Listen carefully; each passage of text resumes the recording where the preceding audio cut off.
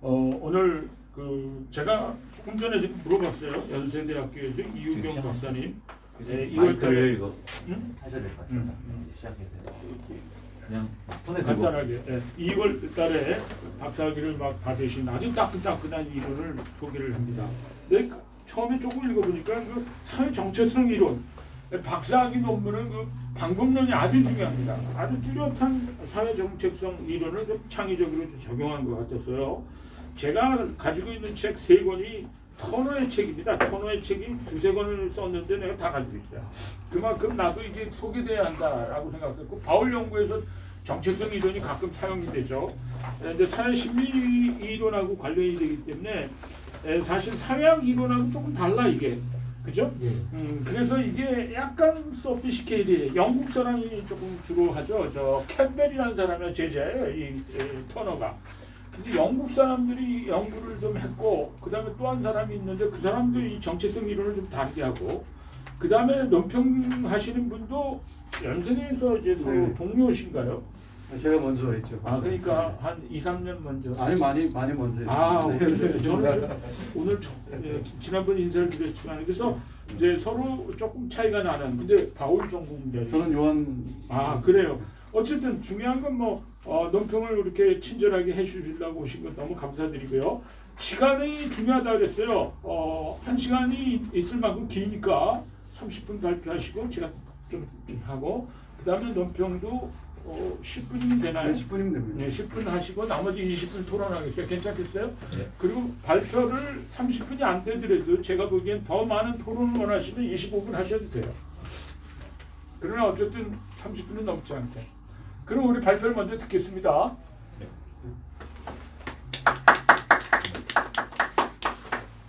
예, 안녕하십니까. 저는 신약학계 정기학술대회에서 사도행전 관련 분과 발표를 맡은 이우경이라고 합니다.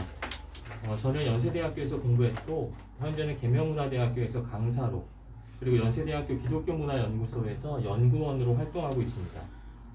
오늘 발표할 글은 저의 박사학위 논문을 요약한 것입니다.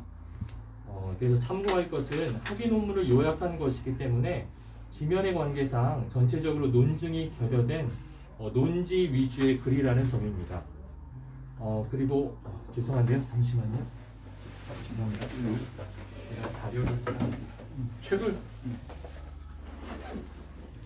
그리고 우리 총신대에서 그 먼 데서 이렇게 오셨어요, 우리 청중들이. 다른 분들은 지금 오지도 않고, 그러니까 나를 여기다 맡긴 거야. 집이 가깝거든. 그러니까 내가 사회를 보라고. 그래서 우리 모두는 소수 그룹이지만 아주 중요한 논문을 지금 우리가 우리 대한민국에서 나온 논문 가운데 가장 제가 볼 때는 궁금하고 그리고 대단히 모범적인 그런 연구 사례 같아요. 상당히 까다로운 연구를 대단히 용감하게 논지를 또 제안을 하신 것 같아서 질문도 날카롭습니다. 제가 잠깐 그래서 우리 한번 토론해 줍시다. 그래서 지금 조금이나마 참석자들의 이해를 돕기 위해서 제 박사학위에 수록되었던 이 표들을 정리해서 지금 배포해 드렸습니다. 그래서 이해하시는 데 조금이나마 좋은 도움이 되셨으면 좋겠습니다. 마이크를 앞에다가 도움이 되네요, 진짜. 부족한 발표를 위해서 수고해 주신 우리 좌장이신 우리 김덕기 박사님과 그리고 논찬자이신 서영석 박사님께 미리 감사의 말씀을 드립니다. 글은 다 읽지는 않고 그 분량 부분마다 제가 간략하게 말씀드리겠습니다. 우선 서론 부분에 대한 말씀을 드리겠습니다. 본 연구는 사회심리학의 한 갈래인 사회정체성 이론을 방법론으로 사용해서 사도행전의 안디옥 교회를 재구성한 것입니다. 그동안 사도행전에 관한 연구는 주로 예루살렘 교회와 사도 바울을 중심으로 연구되어 왔습니다. 이에 대한 반동으로 저는 사도행전에서 그리스도인이라는 공동 정체성의 구현은 안디옥 교회로부터 시작되었고 그리고 완성되었다라고 주장할 것입니다. 특별히 집단 간 관계와 집단 내부의 구성원들의 간의 역동성에 주목하는 사회 정체성 이론의 여러 모델들을 적용할 때 사도행전의 안디옥 교회의 기원, 형성, 그리고 발전의 모습이 추적될 수 있다라고 보았습니다. 그러면 먼저 사회 정체성 이론에 대한 이해를 간략하게 말씀드리겠습니다. 우선 본 연구가 방법론으로 사용하고 있는 사회 정체성 이론에 대해서 간략하게 소개하겠습니다. 사회 정체성 이론은 1970년대 헨리 타이펠에 의해서 본격적으로 시작되었습니다. 그는 한 개인이 자신의 개인적인 성향과는 관계없이 하나의 집단에 소속될 경우에 자신이 속한 내 집단을 외 집단보다 더욱 옹호하게 되는 내 집단 편향성에 주목하였습니다. 이러한 집단 간 관계를 주목하던 타이펠의 연구는 이후 존 터너에 의해서 자기범주화 이론이라는 것으로 발전하게 되었습니다. 그는 내 집단 내부의 구성원들 간의 관계성에 집중했는데요. 집단들은 재범주화의 과정을 통해서 내 집단 안에서 여러 하위 집단들로 존재할 수 있음을 주장하였습니다. 이후에 사무엘 게르트너라는 학자는 이를 확장해서 내 집단 공동 정체성 모델이라는 것을 내놓았습니다. 그는 재범주화의 과정을 통해서 내 집단 안에 여러 하위 집단들이 존재할 수는 있지만 그 하위 집단들은 재범주화 이전의 정체성을 하위 정체성으로 그대로 유지할 수 있음을 주장했습니다. 이후 엘리엇 스미스와 마이클 자나테라는 학자는 상위 정체성으로 집단의 경계를 재범주화하는 집단의 지도자들에 주목하였습니다. 그들은 내 집단 원형성 모델이라는 것을 내놓았는데요. 집단 구성원들을 상위 정체성으로 응집시키는 내 집단의 원형적인 규범이 존재하고 그 원형적인 규범은 집단의 현재 지도자들 그리고 과거의 이상적 인물들이 담당할 수 있다라고 주장하였습니다. 이러한 사회 정체성에 관련해서 여러 이론과 모델들은 현재 사회 정체성 복합 이론까지 발전되어 있습니다. 이를 주장한 로카스와 브루어라는 학자는 한 개인이 동시에 여러 집단들에 소속될 수 있음을 주장하면서 다중적인 사회 정체성의 가능성을 주장했습니다. 저는 사회 정체성에 관련된 여러 이론들과 모델들을 사도행전의 안디옥 교회 연구를 위한 방법론으로 설정했습니다. 왜냐하면 교회 공동체는 결국 개인보다는 집단주의 문화 안에서 생성되었다고 볼 수 있고, 그리고 사도행전 안에는 초기 기독교의 형성 과정 가운데서 여러 집단들의 경쟁적인 사회 활동이 포착되기 때문입니다. 따라서 본 연구는 사도행전의 안디옥 교회에 대한 기원, 형성, 그리고 발전의 모습을 사회 정체성 이론의 도움으로 재구성해 보았습니다. 그러면 안디옥 교회의 기원 부분을 간략하게 말씀드리겠습니다. 첫 번째로 안디옥 교회의 기원 부분은 사도행전 6장 1절에서 7절 그리고 8장 1절에서 4절을 분석한 내용입니다. 그 장에서는 안디옥 교회가 예루살렘의 헬레니즘계 그리스도인 집단으로부터 기원하였다는 것을 주장합니다. 따라서 그 헬레니즘계 그리스도인 집단의 기원부터 설명하는데요. 요약하자면 애초에 예루살렘의 유대인 사회는 기독교의 출현과는 상관없이 사용하는 언어, 문화, 활동 장소에 따라서 히브리계 유대인 집단과 헬레니즘계 유대인 집단으로 구성되어 있었고 각 집단에서 하위 집단으로서 그리스도인들이 태동되었습니다. 그리고 각 유대인 집단에서 태동된 이 그리스도인 하위 집단들은 그 하위 집단끼리 연합하였고 따라서 예루살렘에서 유대 그리스도인 집단을 형성했지만 그 문화 및 신학적인 차이로 인해서 예루살렘의 두 개의 그리스도인 집단, 즉 히브리계 그리스도인 집단과 헬레니즘계 그리스도인 집단으로 분리되었습니다. 그리고 그중 헬레니즘계 그리스도인 집단이 바로 안디옥 교회의 기원적 집단이라고 저는 주장을 하고 있습니다. 그 다음 안디옥 교회의 형성에 관련된 부분입니다. 안디옥 교회 형성 부분은 사도행전 11장 19절에서 30절 그리고 13장 1절에서 3절을 분석한 내용입니다. 본장에서는 안디옥 교회가 유대인과 이방인을 구성원으로 삼는 새로운 사회 정체성을 구축했고 그것은 바로 크리스티아노의 집단이라고 저는 주장하고 있습니다. 요약하자면 예루살렘으로부터 이동한 헬레니즘계 그리스도인들이 디아스포라 유대인 집단 내에 정착을 했고 그들은 그 디아스포라 유대인 집단 안에서 기존의 그리스도인 하위 정체성을 유지하는 하위 집단을 구성하고 있었습니다.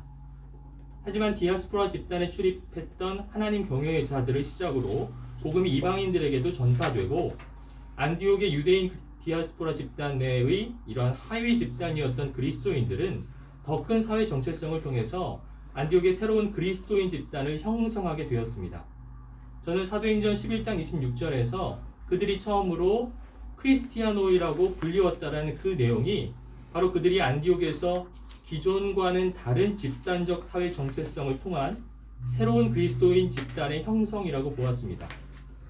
특별히 크리스토스 예수, 메시아 예수가 퀴리오스 예수라고 바뀌어서 지칭된다는 점, 그리고 믿다와 돌이키다라는 행위가 유일하게 이곳에서 결합되어 사용된다는 점, 그리고 인종과 국적을 초월한 새로운 지도자들의 목록이 나타난다는 점, 그 다음에 예배와 금식, 또 성령이 개인적인 소통이 아니라 집단적으로 소통했다라는 그런 것들이 바로 내 집단의 원형, 규범, 그리고 제의를 담당한다고 보았고, 따라서 이를 통해서 크리스티아노의 집단만의 자기 범주화의 과정이 완성된다라고 보았습니다. 마지막으로 안디옥 교회의 발전 부문은 사도행전 15장 1절에서 21절을 분석한 내용입니다. 본 장에서는 예루살렘 회의를 통해서 안디옥 교회와 예루살렘 교회가 크리스티아노의 사회 정체성을 공동의 상위 정체성으로 삼음으로써 통합되었다라는 것입니다. 요약하자면 안디옥 교회가 형성되던 당시 예루살렘 교회는 히브리계 그리스도인들로 중심으로 재편되었습니다. 특별히 야고보를 중심으로 한, 그러니까 주의 형제 야고보를 중심으로 한 장로들이 새로운 지도자로 등장하였고, 바리새인 출신의 그리스도인들이 그리스도인 집단의 새로운 하위 집단을 형성하였습니다.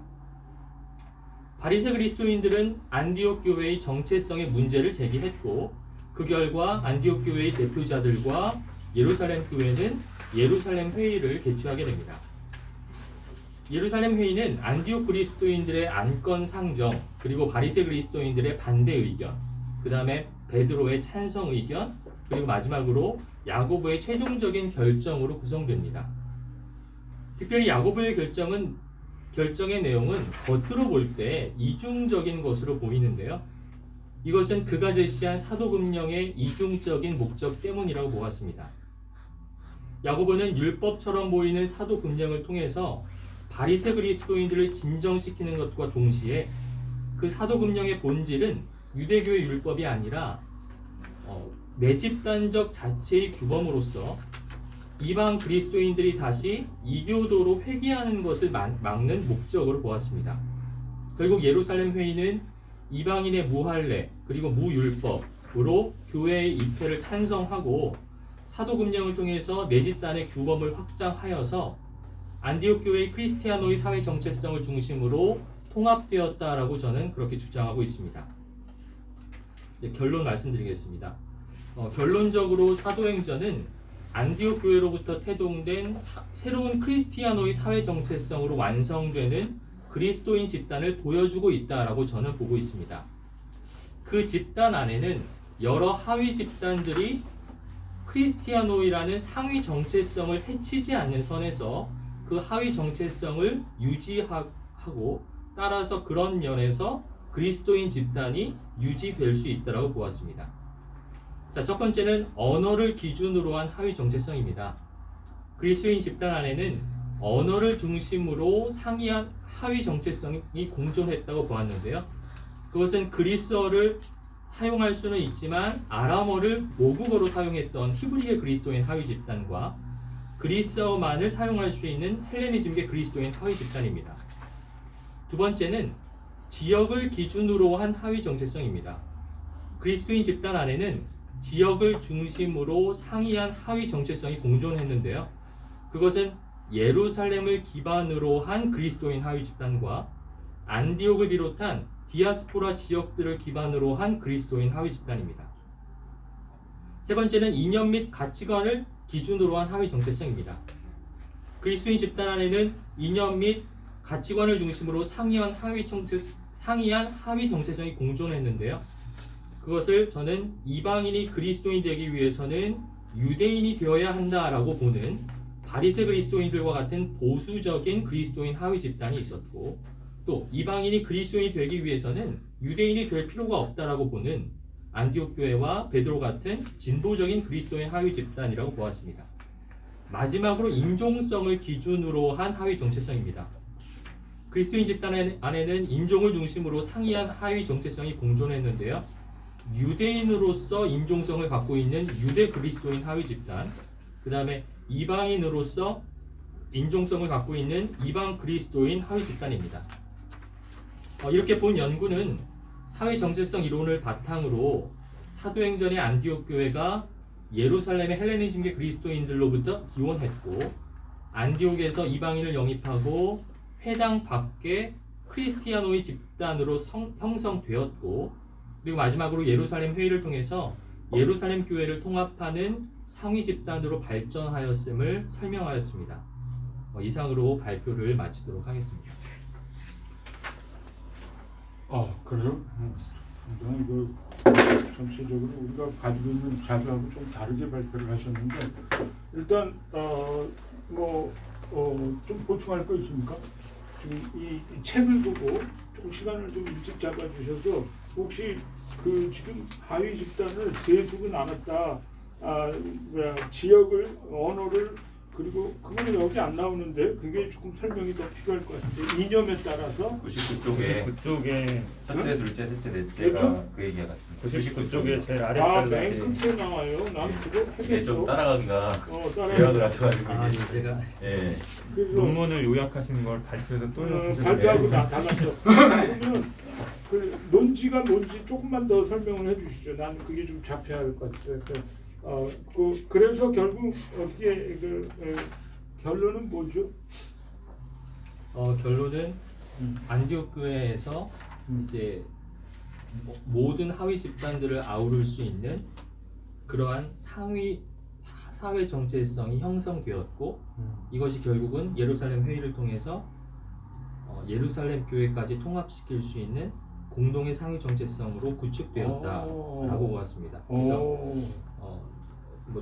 자기 범주화 이론 내에서 하나의 내 집단 안에 여러 개의 상이한 하위 정체성들이 존재할 수 있다라는 그 근거를 통해서 비록 그리스도인 집단, 그리스도의 교회라고는 하지만 그 안에서 여러 하위 정체성들이 서로 충돌을 이루지 않고 공존할 수 있음에 이제 예루살렘 교회와 안디옥 교회가 통합될 수 있다라고 보았고요.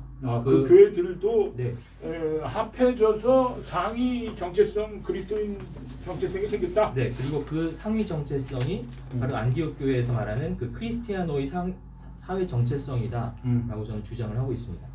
네, 이제 이게 결론인 것은 여기에서 지금 잘 나타나지가 않아가지고 그래요. 이제 전체적으로 뭐 잘 이해가 되셨을 줄 압니다. 네, 존경하는 우리 서영석 박사님, 그러면 이제 논평해 주시겠습니다. 괜찮겠죠? 정립주의 집에서 여러분에게 토론 시간을 많이 드릴 수 있으니까 감사합니다. 마이크를 마이크 넘겨. 주시면.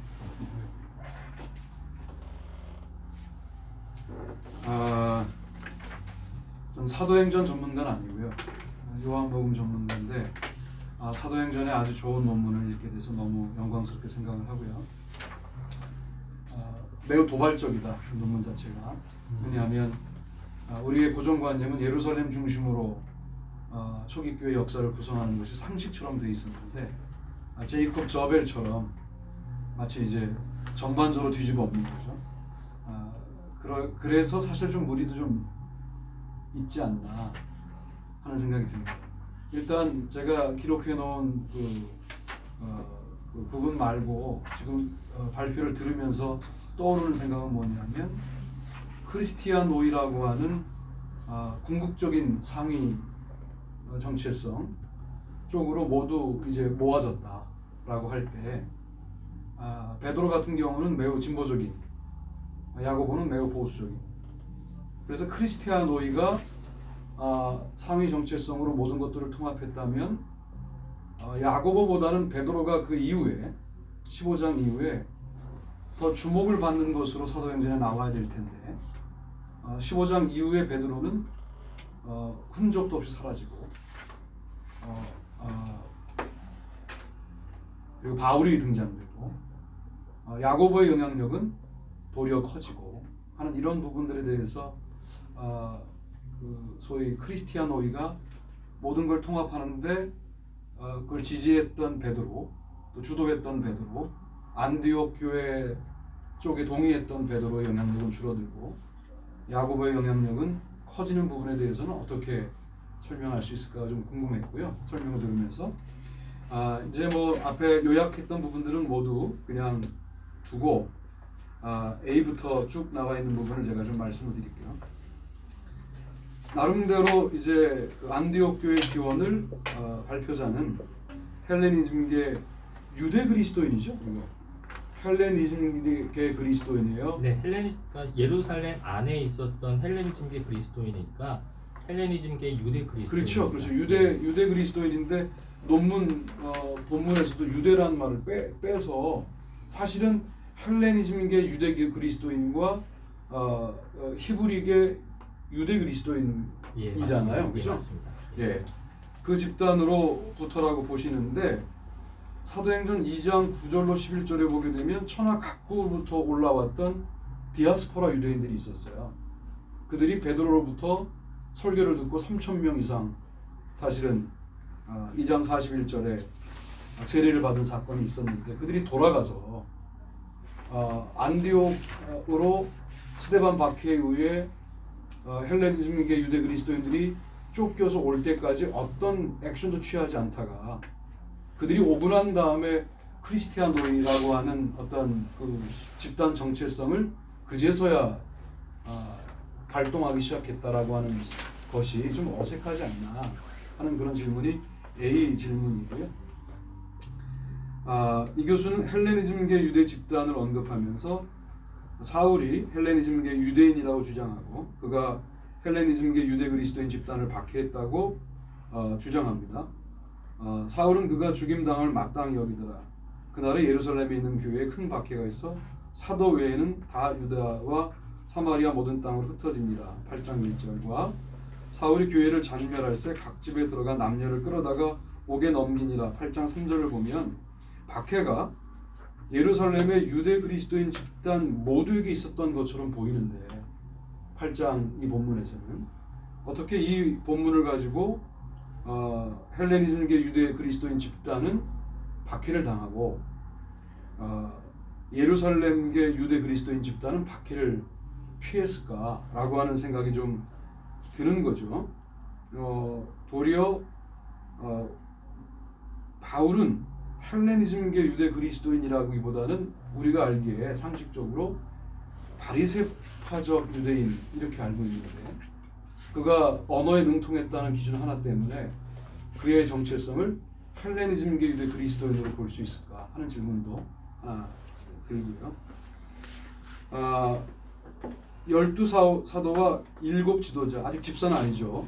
나중에 이제 집사로 나오지만 여기는 지금 지도자라고 하는 게 맞는데 이는 두 집단 간의 관계를 종속이 아닌 대등의 관계로 분열이 아닌 분리된 것으로 유대인 집단으로의 회귀가 아닌 자립의 상태로 이해되어야 한다라고 주장하시는데 갈등으로 보지 않으시는 거죠, 이 부분을. 예. 그런데 제가 볼 때는 헬라파 과부들과 히브리파 과부들이 구제금 때문에 다툰단 말이에요. 그래서 히브리파 과부들은 동족이 히브리인들이니까 그들로부터도 도움을 받고 또 교회에서 이 부분을 집행하는 사람들이 예루살렘계 유대인 집단, 유대 그리스도인 집단들이 주도권을 갖고 있어서 헬라파 유대 그리스도인 과부들은 나름대로 상대적인 박탈감을 받아서 그들이 이제 구제에 빠진 것 때문에 문제가 일어나자 기도하는 일과 말씀 사역에 힘쓰겠다 하고 7 지도자에게는 사실은 영역을 구분하진 않았지만 말씀도 증거할 수 있지만 또 한 가지 의무를 준 거죠. 행정 담당이라고 하는 부분을 의무를 준 건데 바로 이어지는 스데반의 설교는 바로 말씀 사역에 집중했단 말이에요. 이게 우리가 집사라는 말을 쓰지 않겠습니다만은 어떤 지도자를 교회 내에 세워서 담임 목사가 나는 기도하는 일과 말씀 사역에 힘쓰겠다 그랬는데 대략 암묵적으로 행정을 좀 맡아줬으면 좋겠다라고 하는 의중을 갖고 역할 구분을 했는데 바로 한 일이 말씀 사역이었다면 이게 어떻게 갈등이 아닐까? 이거야말로. 그리고 또 빌립도 행정을 담당했다라고 하는 기록은 남아 있지 않고 바로 말씀 사역에 돌입하거든요. 이 부분은 보기에 따라서 12사도와 7 지도자의 갈등으로 볼 수 있지 않겠는가. 그 갈등의 와중에 헬라파 유대 그리스도인들이 박해를 통해서 흩어지고 그 갈등의 와중에 히브리파 유대 그리스도인들이 유대인과 더 친근함을 유지하면서 헬라파 유대 그리스도인들이 그 갈등의 와중에 구분되면서 그들이 쫓겨갔다. 이거는 말이 되는데 전혀 갈등이 없었는데 박해가 헬라파 유대 그리스도인들에게만 작용했다. 이거는 사실은 너무 가능성이 좀 낮은 상상이 아닐까 하는 생각을 제가 논문을 읽으면서 해봤습니다. 사실 논문이 요약되어 있어서 제가 몇 번을 읽었어요. 이게 이해가 어렵더라고요. 그리고 용어가 어려워서. 자, 그 다음 네 번째는 제사장들은 부유한 성전 세력의 적대적인 가난한 제사장들로서 그들은 성전과 율법에 대하여 상대적으로 더욱 비판적인 헬레니즘계 그리스도인들보다는 이를 옹호하는 히브리계 그리스도인 집단에 호의적이었을 것이다 라고 이 교수님이 주장하시는데, 여기서 가난한 제사장들이라고 하는 자들은 사도행전 6장 7절에 허다한 제사장의 무리에 대한 해석인데, 가난하다라고 하는 그들의 어떤 경제적 형편에 대한 언급이 저는 못 찾았는데 사도행전 내에 있는가에 대한 그런 질문이고요.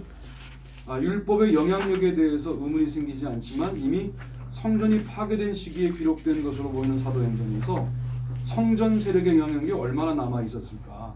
논자는 사도행전의 기록 시기를 어떻게 설정하기에 성전 세력이라는 말을 하고 있는가 하는 그런 질문이 네 번째고요. 다섯 번째는 한편 유대인 집단의 박해를 면했던 히브리계 그리스도인 집단은 박해를 받던 헬레니즘계 그리스도인 집단을 지원했다. 그러면서 8장 2절에 경건한 자들이 스데반을 장사하고 통곡했다고 언급하는데, 경건한 자들은 히브리계 그리스도인 집단을 상징한다. 논증이 좀 필요할 것 같아요, 이것도. 그래서 유대인의 박해를 받지 않고 예루살렘을 이탈하지 않았던 경건한 자들로 대변되는 히브리계 그리스도인들이 스데반을 장사하고 통곡했다는 점은 그들이 헬레니즘계 그리스도인 집단을 지원했음을 암시한다. 이 주장에 따르면 히브리계 그리스도인 집단이 박해를 받던 헬레니즘계 그리스도인 집단을 지원했다는 주장인데, 이 지원은 이들이 같은 부류라는 것을 입증하여 히브리계 그리스도인 집단도 위험해지는 거 아닌가? 만약에 지금 이제 스데반이 아직까지 스데반의 그 순교 때문에 박해가 본격화되지 않았을 때 스데반을 지원할 경우에 너희들 같은 패거리지 이렇게 될 수 있는 행동인데 편의에 따라서 그냥 이 둘이 협력적 관계라는 것을 상정한 채 박해는 구분하려다 보니까 나오는 매우 좀 어색한 주장일 수도 있겠다, 그런 생각을 제가 비전문가라 그냥 해봅니다. 그 다음은 헬레니즘계 그리스도인 집단은 비록 메시아 예수를 내 집단의 원형으로 삼고 그리스도인으로서의 상위 정체성을 소유하고 있었지만 그들은 율법과 성전에 대한 상대적으로 더욱 급진적인 하위 정체성으로 인하여 히브리계 그리스도인 집단과 분리되었고, 더 나아가 헬레니즘계 유대인 집단의 박해를 받아 예루살렘 밖으로 흩어지게 되는 것이다. 이 주장에서 생략된 내용이 있는 것 아닌가. 히브리계 그리스도인 집단의 내 집단 원형도 메시아 예수이고, 메시아 예수가 율법과 성전에 대한 상대적으로 더 급진적인 하위 정체성을 이기지 못하신 것으로 보이는데 저의 오해인가? 뭐 이런 질문이고요. 그다음 이건 아까 이제 언급했던 부분이라 G는 넘어가고요.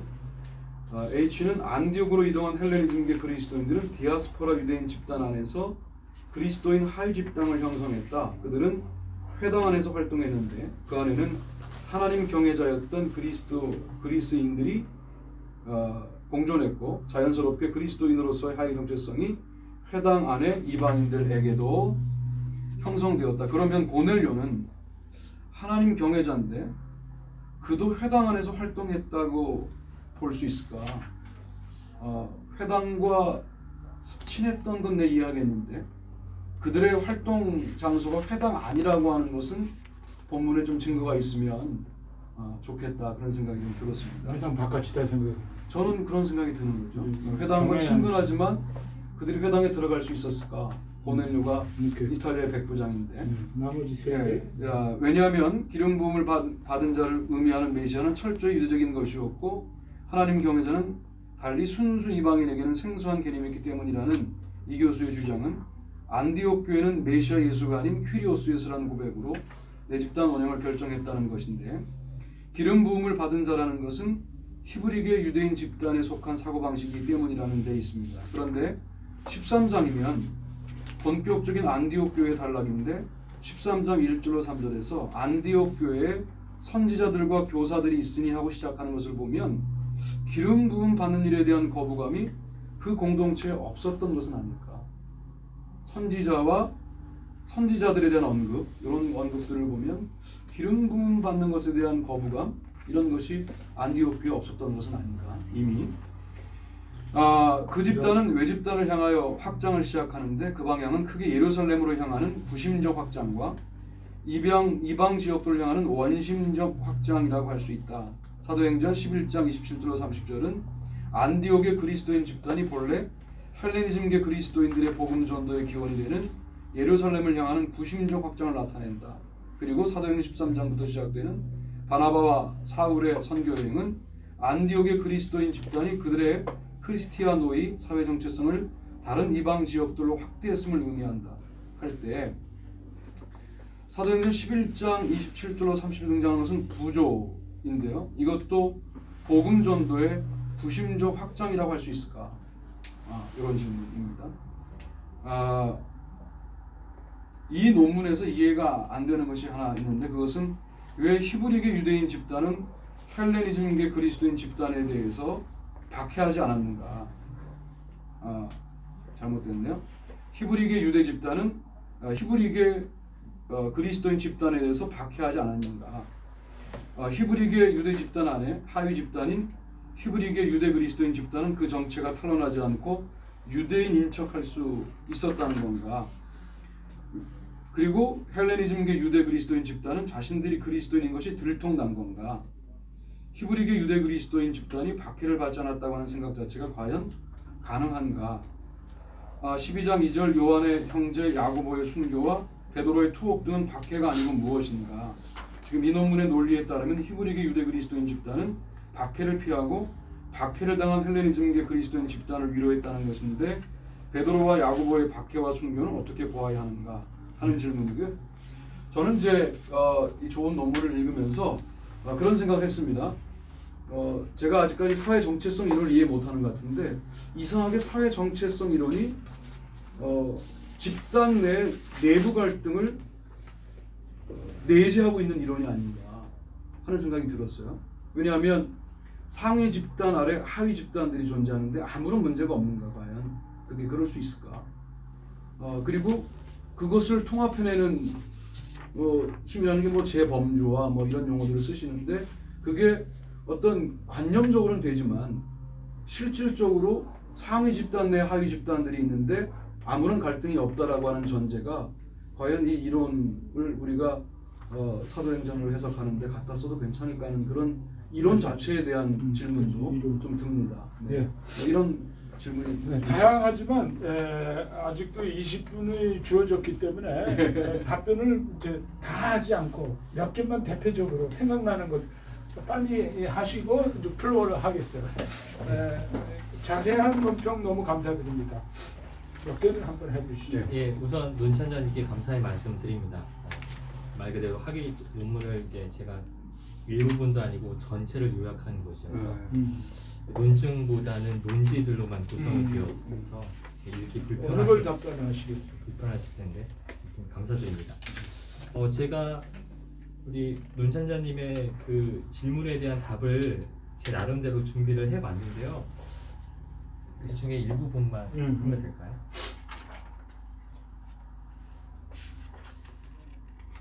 일단 그 B번에 대한 질문에 대한 답변을 제가 드리겠습니다.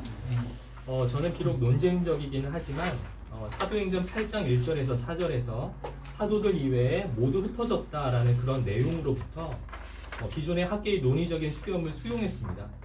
즉 사도들로 대표되는 히브리계 그리스도인들은 박해로부터 면제되었고 박해를 받은 대상은 바로 헬레니즘계 그리스도인들이었다라는 의견입니다. 근데 제가 특별히 이 박해의 대상이 바로 헬레니즘계 그리스도인들이다라고 본 이유는 첫 번째는 스데반이 박해를 받고 죽었기 때문입니다. 근데 헬레니즘 그리스도인 집단은 바로 그 스데반을 지도자로 삼았던 집단이었죠. 그리고 두 번째는 박해에 뒤이어서 이제 빌립이 이제 헬레니즘 즉 그리스도인이 복음을 전파하는 내용이 나타납니다. 그다음에 세 번째로 사도행전에서 빌립의 사마리아 선교에 뒤이어서 만약에 히브리계 유대인들도 히브리계 유대 그리스도인들도 역시 박해를 받았다면 모두가 흩어져야만 했던 상황이라고도 볼 수 있는데 사도행전 9장과 그리고 11장에서 보면은 예루살렘에 그런 큰 박해가 있음에도 불구하고 유대계 그리스도인들의 교회가 건재하고 있다는 것을 가정하고 또한 그렇게 내용이 나타납니다.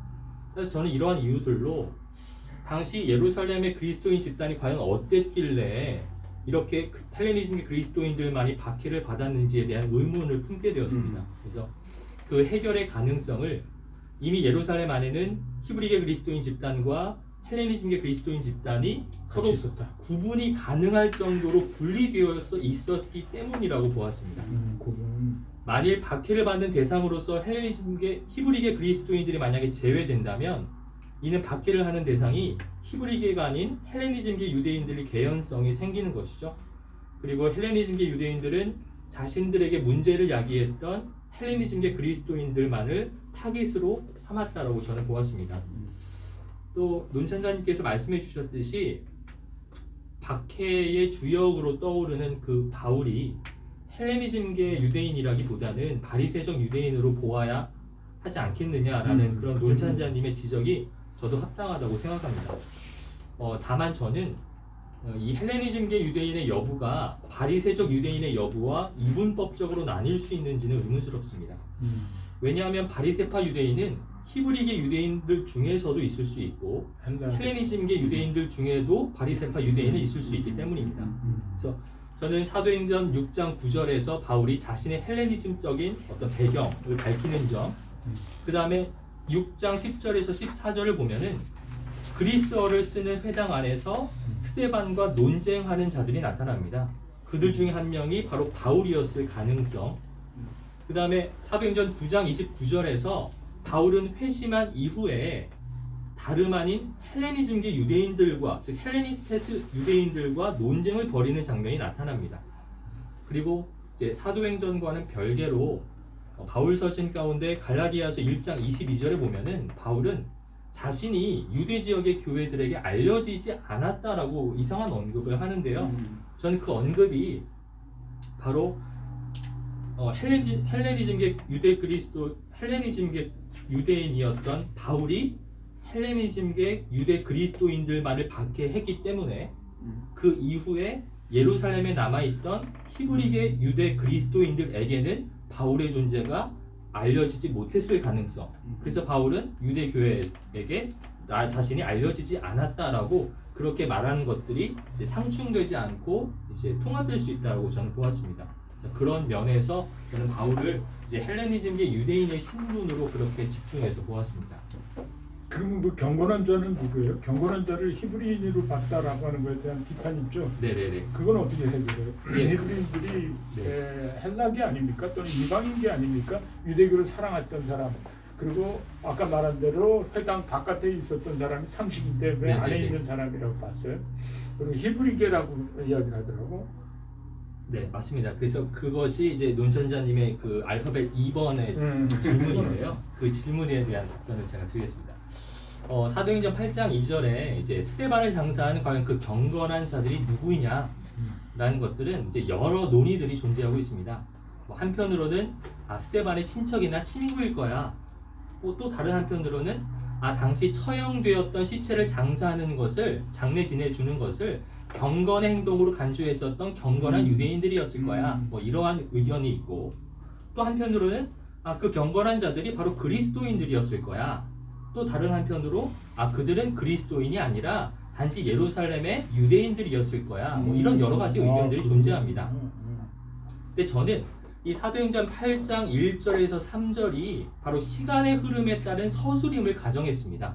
그래서 1절, 2절, 3절이 시간의 흐름에 따른 구분으로 저는 보았는데요. 1절에서 이미 헬레니즘계 그리스도인들이 즉 사도들을 제외한 모두가 여기서 제가 말하는 것은 이제 헬레니즘 유대 그리스도인들이죠. 그들이 예루살렘 밖으로 피신을 했습니다. 그러면 이제 1절에서는 이제 없는 거죠. 근데 2절에서 이제 갑자기 경건한 자들이 스데반을 애도했다라고 나왔습니다. 근데 당시 유대 율법상에서 처형된 시체를 장사 지내주는 것 이것은 비율법적으로 금지되었던 행동이라고 합니다. 그럼에도 불구하고 장례를 지내주고 스데반을 애도했다라는 그 점에서 이제 스데반을 존경했다라는 점을 저는 끌어냈습니다. 그래서 스데반을 장사하고 애도할 수 있었던 자들은 결국은 예루살렘에 남아 있었던 그리스도인들, 즉 히브리계 그리스도인들이었다라고 저는 그렇게 판단을 내렸습니다. 그럼 다른 모든 경건한 자라는 네. 용어들하고는 좀 차이가 납니까? 네, 차이가 있습니다. 네. 그럼 됐어요. 네, 차이가 납니다. 그런데 사도 외에는 다 유대와 사마리아 모든 땅으로 흩어지니라를 가지고 유대 그리스도 히브리파 유대 그리스도인들은 사도를 포함하여 평신도까지 모두 박해를 피했다라고 할 수 있어요.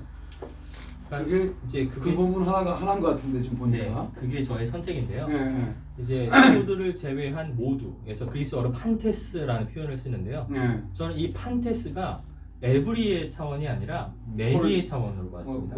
폴로이란 말이죠. 네, 그래서 그러니까 전체가 그러니까 여기서 이제 사도들만이 아닌 많은 그리스도인들이 이제 이탈을 했는데 저는 여기서 이 사도들이 말 그대로 그 사도들이 아니라 저는 히브리계 유대 그리스도인들의 집단의 지도자들로 이미 상종을 했습니다. 그래서 이제 12은 히브리계 유대 그리스도인 집단의 지도자들 그리고 7은 이제 헬레니즘계 유대 그리스도인들의 지도자로 보았으니까 저는 그 집단의 대표성이 사도들이라고 한다면 그 사도들을 제외한 모두가 흩어졌다라는 얘기는 사도들로 대표되는 히브리계 유대 그리스도인들은 박해를 면했고 그 이외에 헬레니즘계 유대 그리스도인들이 박해를 받았다. 과도해 보이는데 내가 볼 때는. 예, 과도한 면이 과도해 보여. 네. 왜냐하면 네. 사실은 이 논리에 따르면 히브리파 유대 그리스도인 지도자 그룹 외에는 모두 다 흩어졌다는 표현인데 그 표현 하나를 가지고 히브리파 유대인들은 박해를 피했다라고 지금 이야기하는 거거든요. 이게 왜 이렇게 될 것 같아? 사도와 누구 외에는 뭐 이렇게 나왔으면 안타깝게도 사도와 누구 외에는 뭐 이렇게 나왔으면 확실히 갈라지잖아요. 그러니까 사도와 평신도를 언급하는 뭐 그 외의 사람들 외에는 뭐 이런 식으로 나왔다면 뭐 내가 완전히 동의할 수 있겠는데 사도 외에는이라고 하는 본문 하나를 가지고 히브리파 유대 그리스도인들은 박해를 전반적으로 피했다는 상상을 지원하기는 너무 본문의 근거는 빈약합니다. 그 부분. 오케이. 지금 20분을 드려야 하기 때문에 나머지를 질문을 받으면서 또 생각나는 대로 하시는 게 좋을 것 같아요. 지금 17분 남았거든. 충분히 이제 답변이 뭐 다 못한 것들에도 플로우에서 질문을 던져주세요. 멀리 지금 서울에서 왔기 때문에 존경하는 우리 학생들 얼마나 고마운지 몰라요. 자, 말씀하시죠. 질문 던져주세요. 약간 사소한 질문일 수 있는데요. 바울이시네. 박바울 씨. 사소한 질문일 수 있는데 그 인물들이 히브리파냐 그 헬레니즘계냐 이게 판단하신 기준은 뭐 예를 들면 스데반이나 뭐 바울이나 빌립이나 바울에 대해서 조금 논증을 하셨을 것 같고 이런 사람들이 어디에 속해 있냐 뭐 이렇게 판단하신 기준은 뭐 일반적으로 뭐 이름이나 뭐 이런 거 가지고 하는데 조금 더 다른 것들이나 뭐 더 논증을 하시거나 그런 부분들이 있나요? 그러니까 뭐 그 부분이 좀 약간 이름만 가지고 만약에 했다면 좀 빈약할 수 있잖아요. 스데반 같은 경우는 그리고 도덱 헵타인가요? 일곱 같은 경우도 7사람의 이름 때문에 좀 헬라파로 보통 보는 견해가 있지만 그것만 가지고 이 7이 다 헬라파다라고 주요한 논지로 함께 조금 빈약하지 않을까라는 생각이 있어서 혹시 다른 기준을 가지고 좀 판단하신 것들이 있나 한번 질문 드리겠습니다. 7. 한 분씩 질문하셔서 저는 이제 사도행전 6장 1절에 이제 마세테스라는 이제 이제 제자라는 제자. 표현이 나타나는데요. 특별히 이 사도행전 곳곳에 이제 저는 여기서 이제 제임스 던의 의견을 저는 이제 받아들이는데 이 마세테스가 헬레니스테스 그러니까 헬레니즘계 그리스도인들에 대한 셀프 디스크립션이다, 자기 서술이다라는 그런 주장을 제가 받아들이거든요. 그래서 이제 사도들이 제안을 합니다. 제자들에게 제안을 하거든요. 너희들의 어떤 지도자를 세워라 할 때 그 마세테스를 저는 이제 헬레니즘계 유대 그리스도인들을 지칭하는 것으로 보았습니다. 그 던이 그 부분에서 좀 논증을 하는 거죠. 네네네. 그래서 받아오셔서 그러니까 여기서의 제자들에게 말하는 것이 예루살렘 교회 전체에게 말하는 것이 아니라 그 중에서 헬레니즘계 유대 그리스도인들에게만 거기서부터 얘기를 하고 마세테스부터. 또 그 안에서 이제 이름들의 목록들이 나타나는데 그 이름들의 목록들이 한결같이 헬레니즘적이라는 것이죠. 그 7명이다. 네, 그래서 그렇게 보았습니다. 그래서 이제 그 제안을 받은 집단들 그리고 그로 인해서 선출되는 지도자들의 이름들의 목록들 이런 모든 것들이 이제 다 헬라계 쪽이라는 것이죠. 전 그런 의미에서 이제 헬레니즘계 그리스도인 집단들만의 어떤 분리에 대한 가능성을 보았습니다. 또 나중에 연결시키고 또 질문 해주시죠. 박이삭 씨, 전문가가 좀 하세요. 네, 사도행전. 많이 좀. 여기까지 오셨는데 질문하시고. 네, 얘기 잘 들었습니다. 아주 이우경 박사님 학교 같이 공부할 때 같이 공부했는데 이렇게 발표하시니까 목소리도 좋으시네요. 같이 그러면 박사과정 같이 했어요? 네네네. 그래서 저는 아유, 지금 부터대학교에서 일하고 있고요. 네네. 그래서 지금 이렇게 또 발표를 하신 걸 들으니까 아주 기쁘고 아주 좋습니다. 지금 아까 서 교수님께서 하신 것처럼 그 연장해서 제가 좀 하고 싶은 거예요. 사도 외에는이라는 그 말 속에 그게 한 사도도 일종의 하나의 그룹인 거고 그런데 그 사도라는 말을 히브리계 전체의 대표로 볼 수 있는지 근데 왜 그들에게만 그 박해가 피해갈 수 있는지 그런 것을 어떻게 설명할 수 있을지. 사실은 사도 외라고 하면 이게 예루살렘을 떠나지 말아야 된다라고 하는 어떤 사명감 같은 것들이 있어서지 이게 박해를 피해서가 아니라고 그냥 상식적으로 저는 문외한 사도행전에 문외한은 사도 외에는 이건 워낙 떠나지 말라고 한 장소니까 사도들은 그게 몇 장 몇 절이에요? 사도행전? 사도 외에는? 사도 외에는 그 부분이 8장 1절입니다. 정확하게 이해를 해야 하거든. 사람은 그거 중요해. 그날에 예루살렘에 있는 교회에 큰 박해가 있어. 사도 외에는 그러나 사도 외에는 유대와 사마리아 모든 땅으로 흩어지니라. 요걸 두고 지금 아마 그들의 사명감 때문에 머물러 있었던 것을 우리 이우경 박사는 박해를 피한 것까지 이제 논의를 펼치니까 박해를 피한 건 아니다. 새롭지만 이건 너무 그래서 상상력이 뛰어난 것 아닌가 이런 생각이 드는 거죠. 근데 그 사도행전을 나는 이제 사도행전 가지고 논의하는 사람 나는 불투만 학파예요. 컨첼만의 제자의 제자입니다. 그래서 내가 큰 소리 치는 거예요. 왜냐하면 불투만 학파가 우리나라에서 다 소멸됐어요. 요번에 내가 고린도전서 적대자 논의를 갖다가 심사위원회에 올렸는데 이해를 못하는 거야 논문을. 불투만 학파의 특색은 저는 이제 저도 연세대 거기 누구야 우리 문상희 박사한테 배웠어요. 네, 문상희 박사 제자야 내가. 난 서중석 제자가 아니에요. 서중석 박사 제자가 아니라 그게 내가 항상 싸운다고. 뭐냐면 사도행전을 저는 110년에서 120년으로 굉장히 늦게 잡아요. 그거는 뭐 행천을 비롯하여 불투만 학파는 굉장히 이걸 물론 컨첼만이 불투만에 대한 사도행전을 썼어요. 근데 굉장히 꼰질꼰질하게 이걸 역사 비평적으로 보거든 그 사람들은. 그러니까 이걸 문자 그대로 보기보다 예를 들면 수사학적인 측면, 픽션, 특히 픽션이 많다고. 이 사람은 픽션의 천재야. 내러티브를 구성해야 돼. 나는 그런 차원에서 꼰질꼰질하게 이게 역사적으로 박해를 진짜 받았느냐 안 받았느냐 난 그거는 너무 치밀한 거라고 봐.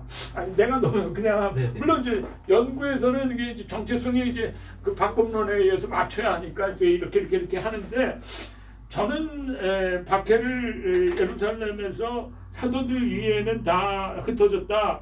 이거를 어떻게 두고 해석할 거냐? 사도 외에는 지금 뭐 사도는 책임감이 있어서 또 사도는 12 사도냐? 그 12명은 전부 히브리 사람 아니냐? 근데 나는 이 사도라는 말도 대단히 그 다양하게 해석할 수 있다고 봐요. 이 사람들은 특히 사도행전의 사도 개념이 뭘까요? 도대체 나는 12제자라고 못 박을 수가 없다고 봐요. 이 120년, 100년에서 120년 사이, 90년에서 100년이 제일 많아요. 연대 추정에. 근데 110년에서 120년 보는 게 퍼보라는 사람이에요. 퍼보. 연대는 굉장히 중요해요. 퍼보는 하버드 대학이 나온 사람이고 여러분 한번 쳐보세요. 헬메네이아의 주석을 쓴 사람이에요. 내가 시카고 때 배웠어요. 내가. 이 퍼보라는 사람을 우리나라에서 꼭 알아야 돼. 하버드 대 박사예요. 박사 논문을 나한테 줬어. 내가 한 과목을 들었거든. 내가 지금 오래된 사람이라 이런 이야기를 하는 거예요. 그래서 하버디안들이 헬무트 퀘스터의 제자들이거든. 이게 다 불투만 학파예요. 연대를 늦게 잡는다고. 픽션일 가능성이 있어요. 상당히 많은 경우가 픽션일 가능성이라고 하면 해결되는 거 굉장히 많아요. 그런 의미에서 이 사도도 히브리인들이라고 나는 그렇게 보지 않아요. 사도들의 의미는 다시 물론 내가 논평을 해서 변하고 질문 있어요. 박희상 씨, 장요셉 씨. 나도 약간 슬쩍 끼려고 그래. 그러니까 나는 관점이 조금 그래. 일반 대학원 신약 전공 석사과정 4학기차 박이삭이고요. 저는 사실 이 주제 보고 관심이 있어가지고 이제 일부러 찾아왔거든요. 일단은 방법론에 대한 질문으로는 이 사회정체성 이론과 관련해서 이제 앞부분에 뭐 5가지 학자들 이렇게 나열해 주셨는데 혹시 이게 국내에는 관련해서 이 방법론을 활용한 어떤 선행 연구들이 있는지 그냥 좀 궁금하고요. 국내 네, 그리고 그 좋은 질문이야. 국내에 있는지 처음이지. 왜냐면 이제 처음이라고 하시면은 이제 앞으로 이 나도 처음 방법론을 봤는데. 활용해서 더 많은 이제 연구들이 이루어질 수 있으니까. 그리고 아까 제가 메모를 하는데 어디다 했는지 그리고 그 공통점과 차이점에 대한 아까 이야기를 했는데 한 이제 상위 집단 아래 하부 집단이 이루어질 수 있다고 했잖아요.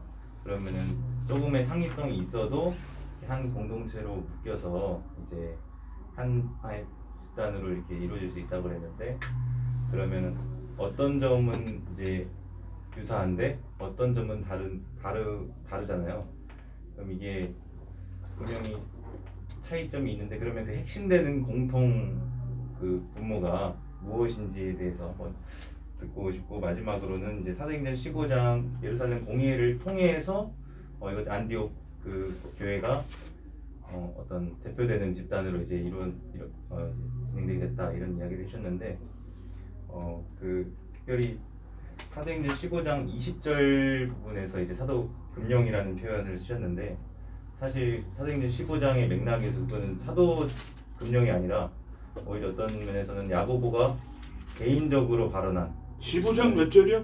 20절 이제 그러면은 야고보 개인의 그 발언이 사도들 전체의 의견을 종합한 것이라고 볼 수 있느냐 이런 좀 문제를 제기하고 싶고 그리고 이게 사도행전 15장 20절에서 했던 것이 사도행전 안에서 반복되잖아요.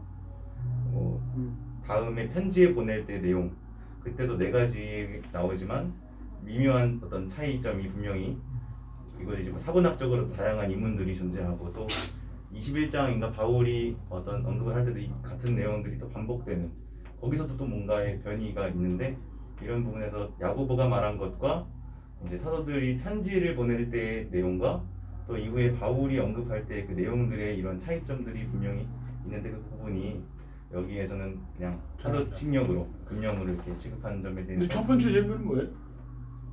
방법론 관련해서 방법. 선행 연구에 대한 오케이. 잊어버리지 마세요. 두 가지.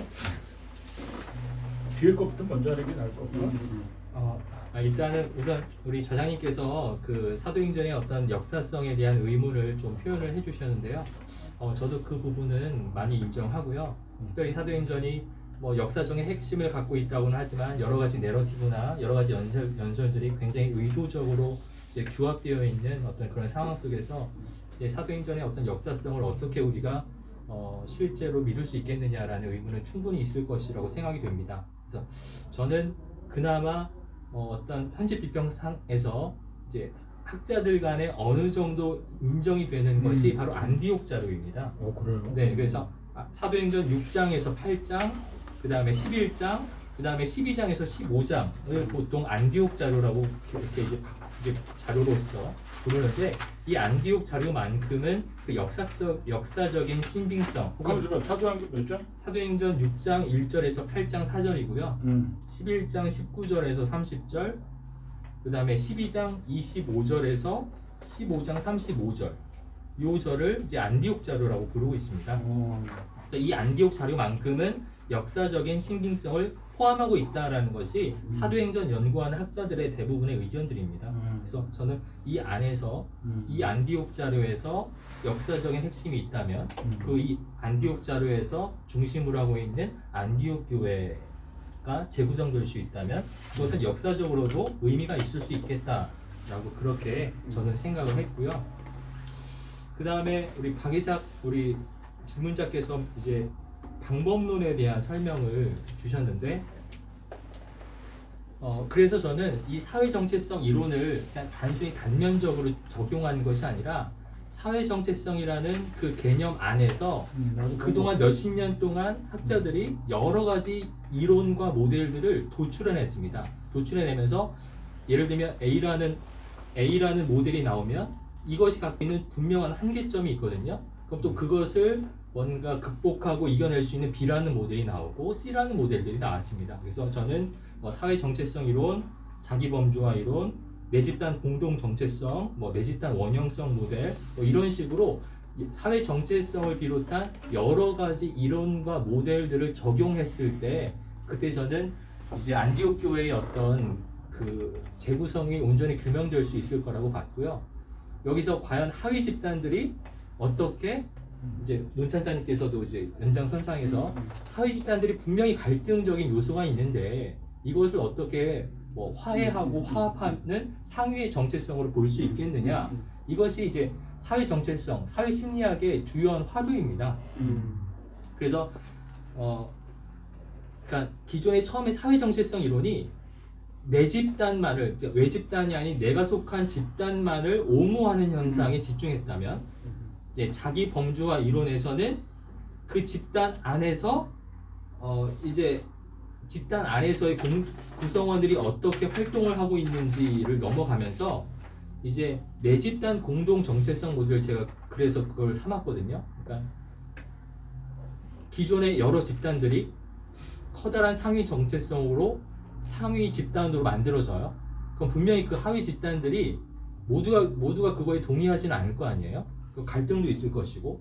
그런데 이제 내 집단 공동 정체성 모델이 무엇이냐면 상위 정체성을 해치지 않는 선에서 기존에 갖고 있던 하위 정체성들이 상위 정체성을 해치지만 않는다면 기존의 하위 정체성들이 그러니까 새로운 상위 정체성 안에서 소멸되는 것이 아니라 그대로 유지될 수 있다라는 측면입니다. 그건 중요한 예, 얘기네. 그래서 그런 의미에서 교회가 막 갈등을 일으키고 분열되고 하는 그런 과정 속에서도 결국은 예루살렘 하나가 될 회의를 수가 통해서 있었다. 왜 하나가 될 수 있었고 왜 하나의 그리스도인 집단으로 유지가 될 수 있었는지는 상위 정체성, 여기서 저는 이제 크리스티아노의 상위 정체성이라고 보았는데 그 안에 여러 하위 집단들이 일종의 합의를 이루었기 때문에 집단성을 이루었다라고 보았습니다. 그래서 그런 의미에서 내 집단 원형성 모델이 그럼 도대체 하위 집단들의 그 하위 정체성들이 뭔가 충돌하지 않으면서 어떻게 상위 정체성을 유지하고 그 안에서 하나의 집단성을 유지할 수 있겠느냐에 대한 핵심적인 역할은 지도자들, 그 당시 집단의 지도자들 혹은 그 집단이 모두가 인정할 수 있는 과거의 이상적인 인물이 공통 분모가 된다면 상위 정체성으로서의 집단성이 유지될 수 있다고 보았거든요. 그래서 저는 뭐 새로운 이제 사도행전 13장 1절에 3절에 나오는 그 교사들과 예언자들 이제 그 목록과 더 나아가 이제 퀴리오스 예수를 즉 이방인도 모두 인정할 수 있는 퀴리오스 예수가 이제 일종의 내 집단 원형성을 온전하게 확립할 수 있고 그런 의미에서 저는 이제 안디옥 교회를 중심으로 근데 네, 그 한 가지 맞습니다. 그러면 히브리 계열도 이걸 인정했어요? 큐리오스 지저스를? 그럼 메시아잖아. 걔네들은 메시아. 기름 부음 받은 자고. 네. 근데 네. 이걸 인정했어요? 그러니까 저는 그래서 마지막에 결국은 그리스도인 집단 안에는 여러 하위 정체성들을 갖고 있는 하위 집단들이 공존하고 있다라고 보았습니다. 그 공존에서 제가 말씀드린 그러니까 완전히 부인을 안 한다. 큐리오스 지저스를. 네. 그러나 자기네들이 좋아하는 네. 정체성을 가지고 있다. 네. 아, 그게 이해가 되네. 기존의 크리스토스 예수라는 정체성에서 퀴리오스 예수로 정체성이 바뀌는 것은 아니고 확장되는 것을 보았습니다. 확장됐기 때문에 그 안에 이제 크리스토스 예수를 그대로 자신의 원형성으로 삼고 있는 하위 집단들도 여전히 그 안에서 유지할 수 있다고 보는 것이죠. 사실은 이제 이게 뭔말 예루살렘 교회 2대 교회가 없잖아요. 1대 교회로 끝난 거 아니에요. 뭐 기록상은. 그다음에 안디옥 교회는 뭐 2대 교회가 있다고 또 말할 수도 없고 모두 사도행전의 기록에 따르면 1대 교회로 끝났는데 지금 말씀하신 것처럼 안디옥 교회가 제시했던 크리스티아노이라고 하는 상위 정체성 아래 모두 하위 정체성으로 균형을 이루었다면 나의 상상력은 2대, 3대, 4대가 있어야 되지 않느냐. 왜 있었다면 쓰지 않을 이유가 없잖아요. 사도행전적 기록에서. 얼마나 그건 대단히 우리에게 바라 말이야. 이렇게 떴다고 큐리오스 주 그랬잖아요. 예수를 우리가 고백하면 교회가 지속된다. 뭐 이런 메시지가 될 수 있으니까. 근데 왜 제가 알기에는 안디옥 교회 끝, 예루살렘 교회 끝 이렇게 됐을까? 아, 끝이라고요? 이 2대 교회가 없다는 없다고요? 거죠. 예, 예. 그러니까 그럼 뭐예요? 네, 그 그 왜 시간이 이거예요? 된 것 같은데 제가 마지막으로 아니 말씀드리고 지금 중요한 건 장현섭 씨 질문 있어요? 지금. 네. 아 없어요? 그것만 제가 그거 한번 마무리하고 말해. 나도 말씀드리겠습니다. 마지막 네, 하나 네. 질문이 있어요. 그 사도행전 안에서는 이제 안디옥 교회가 나오고 이제 과연 2대 교회와 3대 교회가 없었느냐라고 하는데 이제 신약 성서 안에서는 없습니다. 신약 성서 안에서는 없지만 그 이후에 이제 AD 100년 이후에 이제 교회사적으로 이그나티우스의 편지가 존재합니다. 그래서 이그나티우스는 안디옥 교회의 이제 지도자였죠. 그래서 이제 초대 교회사에서 안디옥 교회를 재구성하는 작업은 또 이그나티우스 편지를 통해서 이루어지고 바울이. 있고 사실은 네. 이런 자료는 후대 사도행전을 최종적으로 또 편집할 때 자연스럽게 2대 교회가 있는 걸 제시해야 우리에게 훨씬 더 아니 이제 바울은 어떻게 되고 바울이 안디옥 교회에서 나왔잖아요. 그럼 완전 히 네네네. 독립됐기 때문에 떠난 거예요? 영향력이 계속 있었던 거 아닌가? 그래서 저는 이제 논문에서도 밝혔지만 이제 기존에는 바울을 너무나 중요시해서 바울의 신학이 안디옥 교회에 전달되었고 안디옥 교회에 영향을 끼쳤다라고 봤는데 저는 오히려 안디옥 교회가 바울이라는 신학자를 양산해냈다, 해동시켰다라고 보고 있습니다. 그래서 이제 바울의 그런 모든 활동이 안디옥 교회에서의 영향을 받은 것이 이제 확장되었고 확장되었고 나중에 독립했다. 발전되었다. 예, 그런 식으로. 근데 라드니 스탁이 연구가 우리나라에도 소개가 됐어요. 이 안디옥 교회가 상당히 큰 도시더라고요. 그렇죠? 네, 예, 예. 엄청나게 큰 도시가 가지고 있는 엄청난 크기의 상종교회가 상당히 발달됐다는 거야. 네네네. 그런 차원이 그런 지정학적 차원이 도시의 규모나 사이즈 뭐 뉴욕보다 더 굉장히 빽빽했다는 거야. 네네. 어떤 이유가 있어요? 이런 것들이 아주 긴밀하게 논의되고 하나가 되고 창의적인 그런 특색이 있어요. 거기 지역적 특색. 원래 그걸 보고 싶어요. 시리아 안디옥이라는 것 자체가 당시 로마 제국 안에서 이제 로마 도시, 그다음에 알렉산드리아, 그다음 제 3대 도시였습니다. 세 그래요? 번째로 큰 도시였는데 이제 그래서 그 안디옥에 대한 어떤 연구들이 많이 있는데 일단 고고학적으로 회당들이 다수 발견됩니다. 그러니까 회당들이 예를 들면서 어떤 한 군락을 이루는 것이 아니라 여러 군락 속에서 여러 개의 회당들이 나타나고요. 또 그 안디옥에 나왔던 유대인들의 회당은 그렇다면 안디옥이라는 거대 코스모폴리탄이라는 그 도시에서 과연 안디옥의 유대인들은 자신의 유대성을 온전히 지킬 수 있었겠는가에 대한 질문이 있는데 다른 유대인들 지역보다도 더 확고한 엄격한 유대성을 이제 간직하고 있었다는 것이 안디옥 유대 회당에 대한 연구의 결과입니다. 요즘. 그러니까 더 강력한 네네, 오히려. 왜 그럴까? 이제 너무 복잡한 도시라. 네, 그건 그 우리 앞으로 연구 계속 해봅시다. 우리 박수 칩시다. 네. 너무 잘했어요. 감사합니다.